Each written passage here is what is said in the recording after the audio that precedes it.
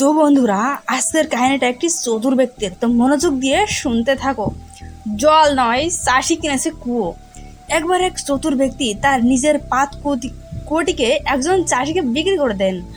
তার পরের দিন যখন চাষি কুয়ো থেকে জল তুলতে গেলেন, তখন সেই ধূর্ত ব্যক্তি চাষিকে বললেন যে তিনি চাষিকে কেবল কুয়ো বিক্রি করেছেন, কিন্তু তার জল বিক্রি করেননি। তখন চাষিটি বুঝতে পারলেন না যে তিনি কি করবেন এবং বিষণ্ণ চিত্তে আকবরের সভায় গিয়ে উপস্থিত হলেন। তখন বীরবলকে এই মামলার তদারকি করতে বলা হলো। তার পরের দিনই কুয়ো বিক্রি করার লোকটির সঙ্গে সেই চাষিকেও রাজ দরবারে ডাকা হলো। চতুর লোকটি তখন সেই একই কথা বলেন যে তিনি তার কুয়ো বিক্রি করেছে, কিন্তু তার জল নয়। এ কথা শুনে বীরবল বললেন, হে বন্ধু আমার, তবে তো তোমাকে এক্ষেত্রে হয় কুয়ো থেকে সব জল সরিয়ে ফেলতে হবে, কিংবা সেই জল রাখার জন্য কর দিতে হবে, কারণ কুয়োটি তো তোমার নয়, চাষির। তখন বুদ্ধিতে হেরে গিয়ে অসহায় করে সেই ব্যক্তিটি তার ভুল বুঝতে পারেন এবং তার জন্য ক্ষমা প্রার্থনা করেন। সম্রাটের মোড়ক বীরবল একবার সম্রাট আকবর তার প্রিয় মন্ত্রী বীরবলের সঙ্গে একটি কৌতুকপূর্ণ চালাকের খেলা খেলবেন বলে মনস্থ করলেন। তিনি তার বাকি সব মন্ত্রীদের কাছে তার পরিকল্পনাটি ব্যক্ত করলেন। তাদের সঙ্গে নিয়ে আলোচনাও করলেন তার পরিকল্পনা নিয়ে। সম্রাটের পরিকল্পনা মাফিক নির্ধারিত দিনে প্রত্যেক মন্ত্রী একটি করে ডিম আনলেন এবং সেগুলোকে তারা তাদের পোশাকের ভেতর লুকিয়ে রাখলেন। পরদিন সম্রাট আকবর তার সভাসদদের বললেন যে তিনি একটি স্বপ্ন দেখেছেন।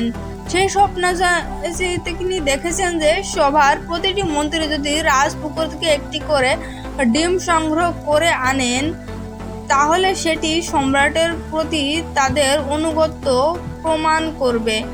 তার স্বপ্ন বর্ণনার পর সম্রাট তার সব মন্ত্রীদের সেই কাজটি করার কথা বললেন, যাতে তার প্রতি তার মন্ত্রীবর্গের আনুগত্য প্রকাশ পায়। পরিকল্পনা অনুযায়ী সকল মন্ত্রী পরিষদ ডিমের খোঁজার অভিনয় করলেন। কোনো রকম সময় না নিয়েই তারা সবাই তাদের পোশাকের মধ্যে আগে থেকে লুকিয়ে রাখা ডিমগুলোকে বের করে নিয়ে এলেন। তো বন্ধুরা, পরবর্তী কাহিনীটুকু মনোযোগ দিয়ে শুনতে থাকো। আশা করি খুব ভালো লাগবে। কাহিনীটা একটু খুব টুইস্ট আছে, তো আশা করি খুবই ভালো লাগবে। বীরবল ডিমের সন্ধানে গেলেন, কিন্তু অনেক খোঁজাখুঁজির পরে একটি ডিমও পেলেন না। যখন বীরবল খালি হাতে ফিরেলেন, তখন প্রত্যেকেই তার সমালোচনা করলেন এবং নিজেদের মধ্যে হাসাহাসি করতে লাগলেন। বীরবল পুরো ব্যাপারটি বুঝতে পারলেন এবং সোজাসুজি সম্রাটের কাছে গিয়ে জোর গলায় মোরগের মতো ডাকতে শুরু করলেন। সম্রাট কিংকর্তব্যবিমূঢ় হয়ে উঠলেন এবং বীরবলকে জিজ্ঞেস করলেন তিনি কেন এরকম আচরণ করছেন। যার প্রত্যুত্তরে বীরবল বললেন, হে রাজন, আমি কোনো মুরগি নয়, আর তাই কোনো ডিম আমি আপনাকে এনে দিতে পারিনি, কিন্তু আমি একটি মোরগ হতে পারি, আর সেজন্য আমি আপনার জন্য সবচেয়ে ভালো এরকম ডাকতে পারি। এ কথা শুনে প্রত্যেকেই উচ্চ হাসিতে ফেটে পড়লেন। তো বন্ধুরা, গল্পটা যদি ভালো লেগে থাকে তাহলে অবশ্যই গল্পটাতে একটা লাইক অবশ্যই করবেন। আর এই চ্যানেলটির ভিডিওগুলো আপনাদের কাছে তাড়াতাড়ি পৌঁছে দেয়, তাই এই চ্যানেলটিকে